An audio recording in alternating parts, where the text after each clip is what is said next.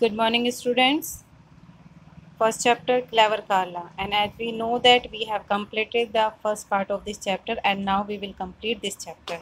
तो देखते हैं सेकंड पार्ट में क्या है। फर्स्ट पार्ट में हमने पढ़ा था कि किस तरह से एक मर्चेंट कार्ला के फादर को धोखा देता है, किस तरह से वो उसको फंसा देता है। तो जब सूज मेकर अपनी बेटी के पास जाता है, अपने घर उसको सारी बात बताता है, तो कार्ला कहती है वो what a greedy person, greedy as you know that, लालची।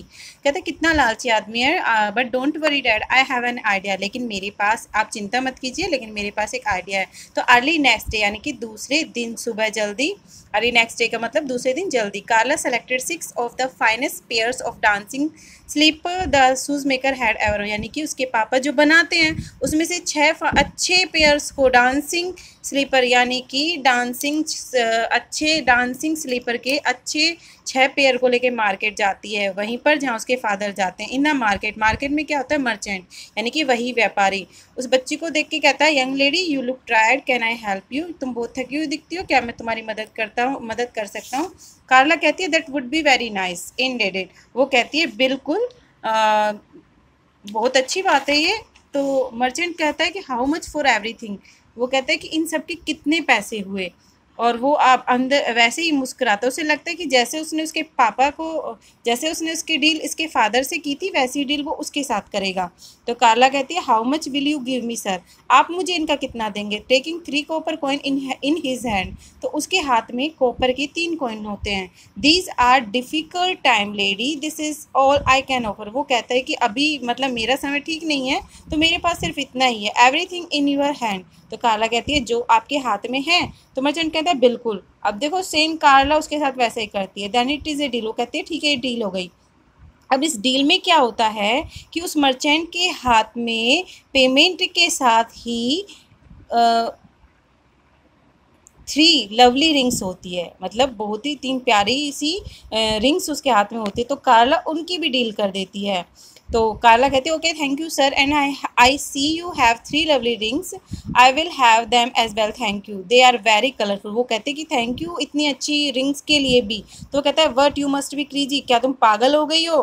तो कार्ला कहती है but then you have agreed to give me everything in your hand, देखो सेम वे हो गया ना। तो वो कहते हैं कि आपने ही तो इस बात को बोला था कि जो भी आपके हाथ में वो सब होगा। And remember A deal is deal, वो उसको याद दिलाती है कि डील इज डील, जैसे उसने उसके फादर के साथ किया था। That is way you had a deal with my father, जैसे आपने जिस तरह से आपने मेरे फादर के साथ डील की थी। तो इस तरह कार्ला उसको सबक सिखाते। The moral of the story, tit for tat, जैसे को तैसा, जैसे मर्चेंट ने उसके फादर के साथ किया था, कार्ला ने उसी तरीके से मर्चेंट को सबक सिखाया। And your chapter is completed now.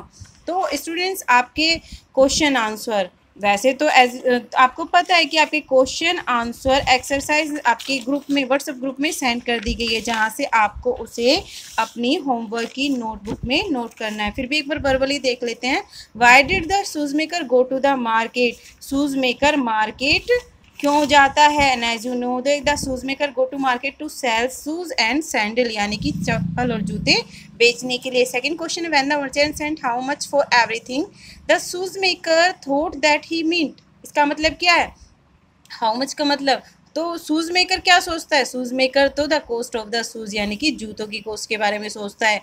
Third question, 4 question हमें नहीं करना है। 5th और 6th इसका भी आंसर हमने आपकी व्हाट्सएप ग्रुप में सेंड कर दिया। इस तरह से ट्रू फॉल्स हैं ये आपके fill in the blanks, matchups and one word. देखो वन वर्ड में ये दिया हुआ है a person who makes shoes, जो शूज़ बनाता है उसको शूज़ मेकर बोलते हैं। A person who makes gold jewellery, उसको ज्वेलर कहते हैं।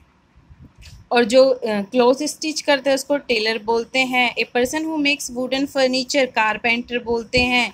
इस तरह से person who makes things from iron, blacksmith बोलते हैं, यानी कि लोहार। सो बी एक्सरसाइज आपको डू इट योर सेल्फ, यानी आपको खुद ही करनी है। Use this word to make sentence in your notebook, यानी कि आपको बुक में से ये जो वर्ड दिए हैं उसके सेंटेंस फाइंड करके आपको नोटबुक में करने हैं। सी एक्सरसाइज आपको नहीं करनी है। प्रोनाउंसिएशन स्पेलिंग में यहाँ पे देखो डिफरेंट वर्ड है, लेकिन आप जब बोलोगे तो उनका प्रोनाउंसिएशन सेम होगा, लेकिन उनका मीनिंग बिल्कुल डिफरेंट है। For example wait and weight, WAIT wait का मतलब होता है इंतज़ार करना, WEIGST का मतलब होता है वजन। तो इस तरह से ये दिया हुआ है। A leap year, year leap year, हाँ ईयर नहीं है, ईयर है, YEAR। ए डियर फेलो, इस तरह से आपको ये एक्सरसाइज कंप्लीट करनी है, समझनी है घर पर बैठ के, ठीक है। और आपका ग्रामर पोर्शन आपके स्कूल में एक्सप्लेन किया जाएगा। सो स्टूडेंट्स, आपको अब अपना ये चैप्टर रीड करना है, समझना है और अपने क्वेश्चन आंसर व्हाट्सएप ग्रुप में से एक्सरसाइज क्वेश्चन आंसर नोटबुक में नोट डाउन करने हैं।